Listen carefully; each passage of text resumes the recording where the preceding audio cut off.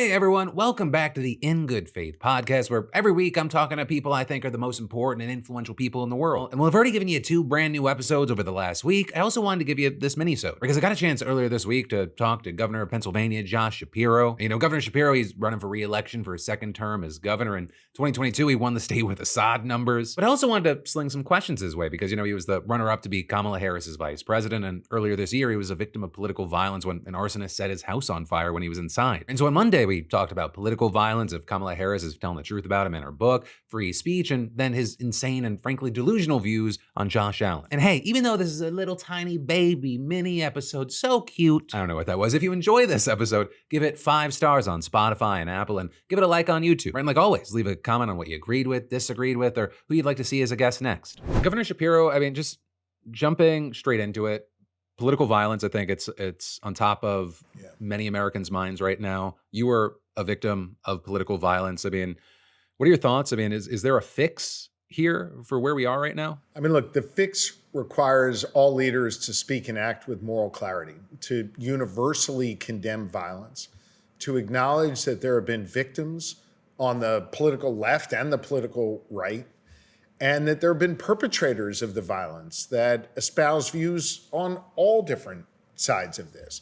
I think it's also important to note that those who engage in violence aren't always the most rational, linear thinkers. And so they've got views on lots of different things that oftentimes don't easily fit into one bucket. So the answer to this is elected leaders like me or the President of the United States or others speaking and acting with moral clarity, something President Trump has failed to do. But I think it also falls to our fellow citizens to do their part, whether it's taking down the temperature on social media or in their direct engagement with others, and working in a way that doesn't compromise your views or values. I don't think anyone should stand down when it comes to expressing their viewpoint or expressing their values, but to do so in a respectful, constructive manner in a way that tries to heal the divide in this country. That's the answer. Now, it's a whole lot easier said than done, but that's the answer. When you say Trump has failed, are there specific things that you're pointing to? I mean, just look at the last week or so in the wake of the killing of Charlie Kirk, which of course was a tragic, awful incident. Whether you agreed with Charlie Kirk or not, seeing someone literally get their head blown off while they're sitting in a town square engaged in dialogue is not something that should be okay for anybody in this country. What President Trump should have done in the wake of that is acknowledge as the leader of this country that Charlie Kirk is sadly yet one more example of political violence. You know, roughly a month or so after the tragic killing of Speaker Hortman in Minnesota, or the targeting of other elected leaders. I think what he could have done in that moment was condemn all violence. What he could have done is not made it a partisan exercise. What he could have done is try to heal this country and bring people together. Instead, he created more division. He stoked more outrage. And what he did was he used words of revenge, the rhetoric of revenge, instead of words of healing. And to me, that was not only a missed opportunity, but really dangerous for this country. Well, I guess, yeah, I'd really love to pick your brain on not only, I guess, what Trump is saying. I don't know if you watched any of the memorial yesterday, but when Stephen Miller was speaking, there was a lot of they, them, us.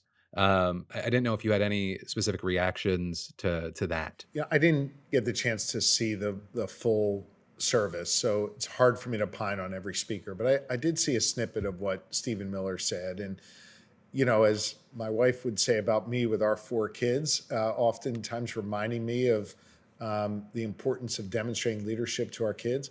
Speed of the leader, speed of the group. When you've got a leader like Donald Trump that's focused on pointing fingers and us versus them and creating divisions, well, it's no shock to me that one of his chief advisors subscribes to that viewpoint as well. I thought it was really dark. I thought it was really divisive. And I thought it made it much harder for our nation to heal and much more likely, sadly, and I hope and pray this never happens, but much more likely that we could see more violence, because what they're doing is stoking up our fellow Americans to try and take their anger and their frustration, which, by the way, oftentimes the frustration is righteous, right? People have a right to be frustrated. But then when it manifests itself in the form of violence, egged on by the leader of this country and the people who work for him, that's really, really dangerous. Well, I guess kind of with that, politicians often say, this is not who we are after political violence happens. But I mean, I don't know. What do you think when historically it has been, and what do you make of people who say, yeah, it is political violence is a part of it, and this is not anything new? Does this moment feel new? I know that on a recent podcast, I think it was maybe with Stephen A. Smith, there was a reference back to the '60s, and I know you said, you didn't have the experience of that, but I mean, do you think this is a unique moment that we're in right now? I think it is a sad and scary moment. I don't think it is unique right now. I don't even think you have to go back to the 60s where you had, extraordinary events of political violence, the killing of the Kennedys, MLK, the list goes on and on and on. But just look at the recent history in the last 5 years in this country, the last year in this country. You're seeing a rise in political violence. What is, I think, unique is in all those other instances of political violence, you had a commander-in-chief, you had a president of the United States that sought to bring down the temperature, that sought to find ways to bring Americans together. And now you've got a leader of our country who is using these moments of political violence to further divide us. I think that is what is unique about this moment we find ourselves in. Okay, so if Donald Trump is doing that, and you're saying we need to bring the moment down, but obviously those words, I imagine, are not going to reach Donald Trump. I mean, what do you do? Like, what impact can you have? You lead by example around him, and you don't reward him politically for this type of acerbic, divisive language that he's using every day. I mean, I saw a clip of him at the memorial service that you referenced earlier. He spoke after Erica Kirk, the widow, who seemingly was using words of healing and forgiveness. And he got up and made a point that he hates his enemies and he will never forgive his enemies. I'm paraphrasing, but I think you know the reference that I'm making. I think what you have to do is not reward that type of behavior. And look, we're seeing more and more Americans being dissatisfied with this president's conduct, both the chaos he creates every day. Yesterday was an example of that. A lack of healing in the wake of the killing of Kirk is an example of that, along with his policies that are making Americans worse off. The tariffs, which are rising costs, the health care, that he's taking away from millions of Americans, including hundreds of thousands of Pennsylvanians. I mean, he is directly making people's lives worse. So not rewarding him politically and working around him to show examples of where others can offer words of healing, expressions of our commonality, and finding our better angels. I'll share with you, Phil, you referenced at the top how my family and I were victims of political violence. And I want to say at the top, I am not equating the violence that we suffered to what happened to Charlie Kirk last week. He's no longer with us. My family and I are physically safe. And I think that is a really important distinction. But, I would just say that, in this moment where we experienced such a trauma for our family, we showed here in Pennsylvania that we could take down the temperature. We didn't urge on violence against others.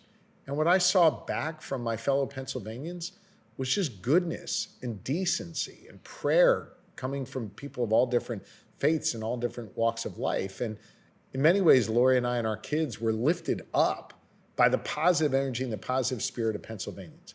Why do I share that with you in response to your question? Because if the president of the United States is not going to display the core decency that exists here in America and what Lori and I experienced, I think the best thing we can do is not reward his behavior and show that that's not the American way, that the American way really is decency and goodness and commonality and prayer and all of the things that the president is unable to demonstrate every day. I mean, couldn't that just be, as far as your reaction and his reaction? Obviously, once again, it's not a one-to-one comparison, but isn't it very likely because you have different ends and goals in mind? I mean, is there potentially an argument that in encouraging rage against an enemy allows political will to be able to do Yeah, crackdowns on enemies, right? Isn't it's a this? I great mean, point. have we hit the point where it's really just about just hard power, right? Yeah, We see it kind of yeah, internationally, an abandonment of soft power and working with one another and more yeah. the stick. And I mean, I know you're saying like that's not who we are as Americans, and we get and kind of into those statements, but are we possibly just past that? No, I think that's a great point. Look, you said it right. Like the president and I have different goals when we wake up in the morning. But my goal is to figure out ways to bring people together, to solve problems, to find common ground between, Republicans and Democrats when I'm in, when I'm in this office doing this work, but also, just when I'm out on the road, finding common ground between my, constituents in urban Pennsylvania and rural Pennsylvania, suburban Pennsylvania. I am constantly looking for ways to bridge the divide and bring people together. Donald Trump is looking for ways to inject chaos and rage and division into our lives every day. And he uses it for the purpose of then being able to justify his unilateral, oftentimes unlawful decisions to rip away funding from a particular area, to send in the National Guard over the objection of a governor, the way he did in California over the objection of Governor Newsom, and the way he's threatening to do in Illinois over the objection of Governor Pritzker. And so to me, he stokes that division to try and create energy around his policies, which I think is really dangerous. I think a better way to get stuff done is to find that common ground and find ways to work together with other people and not stoke division, but find our common ground.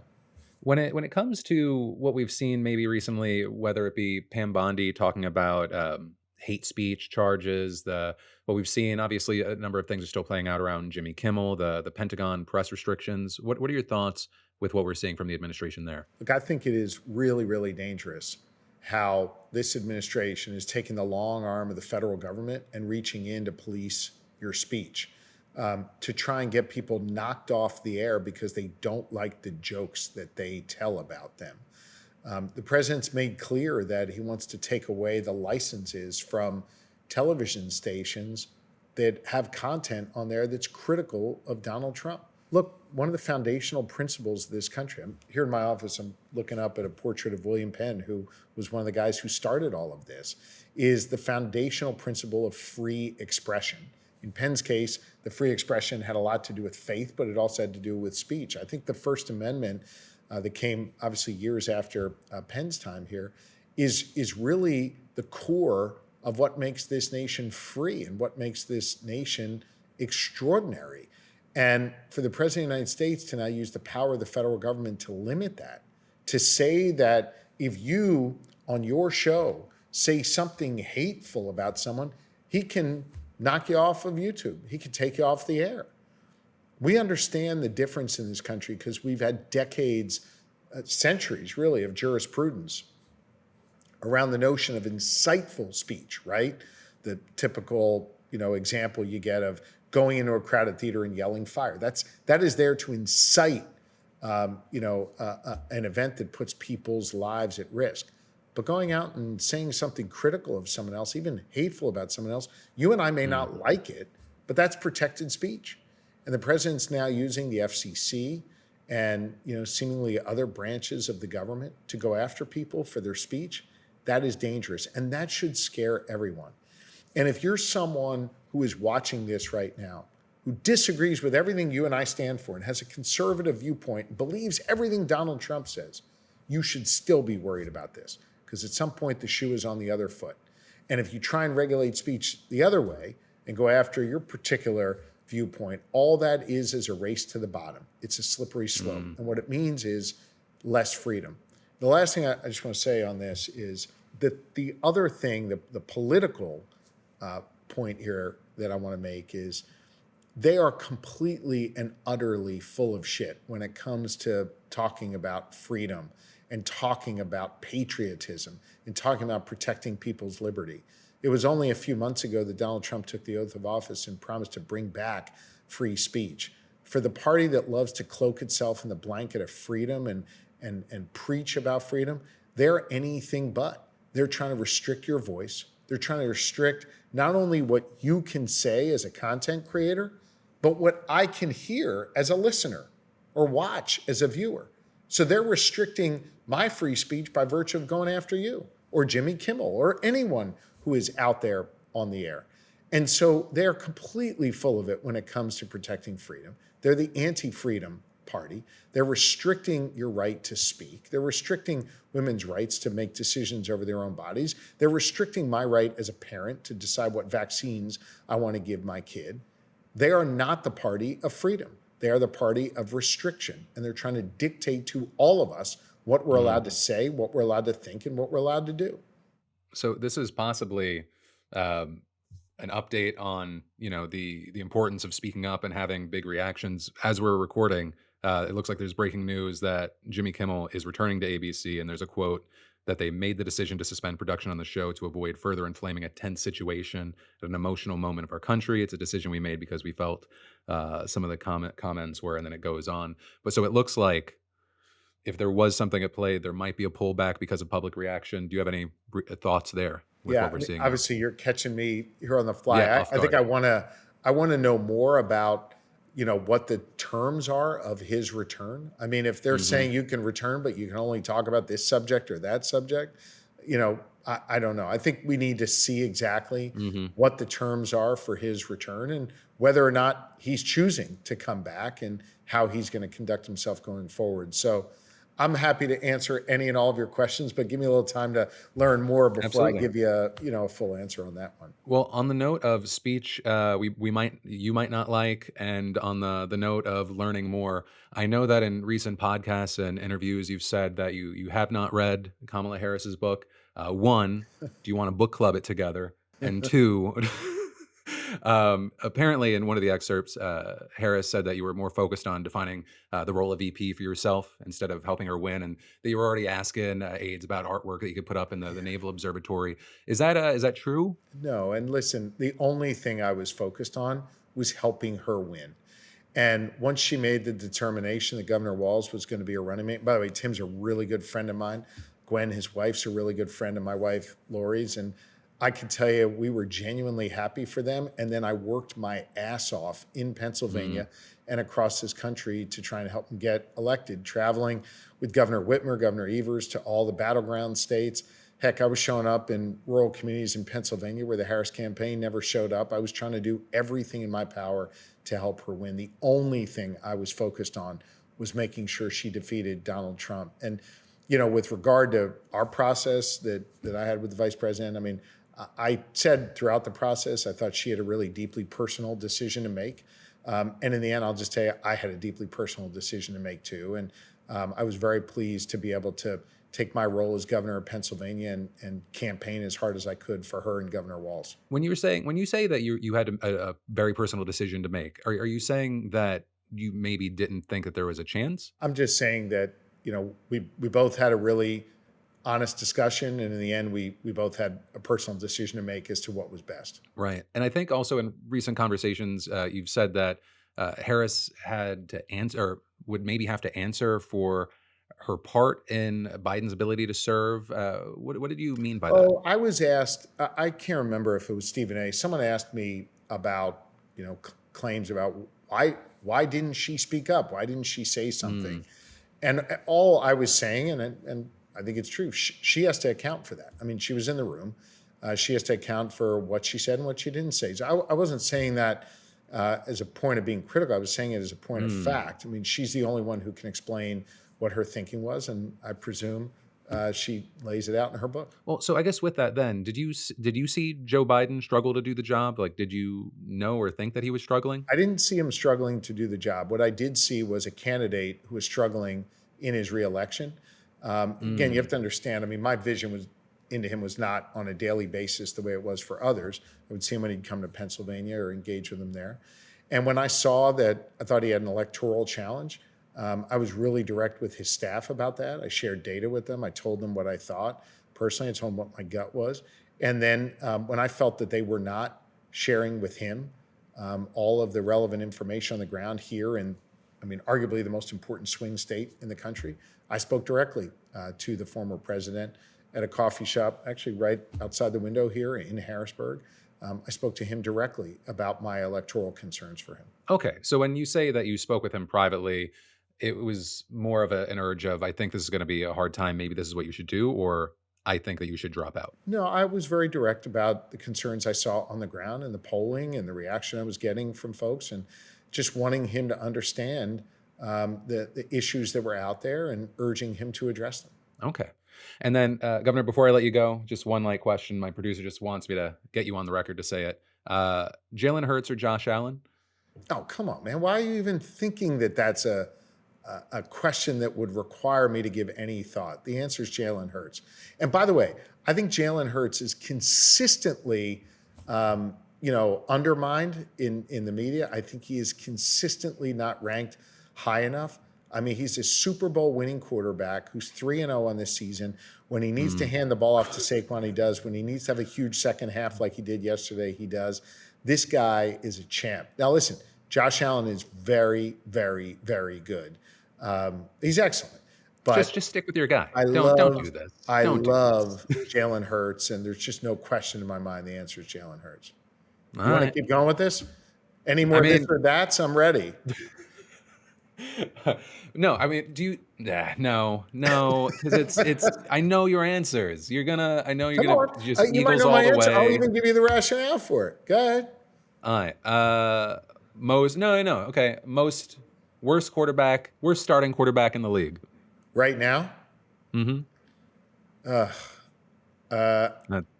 mean, there's a few. Right.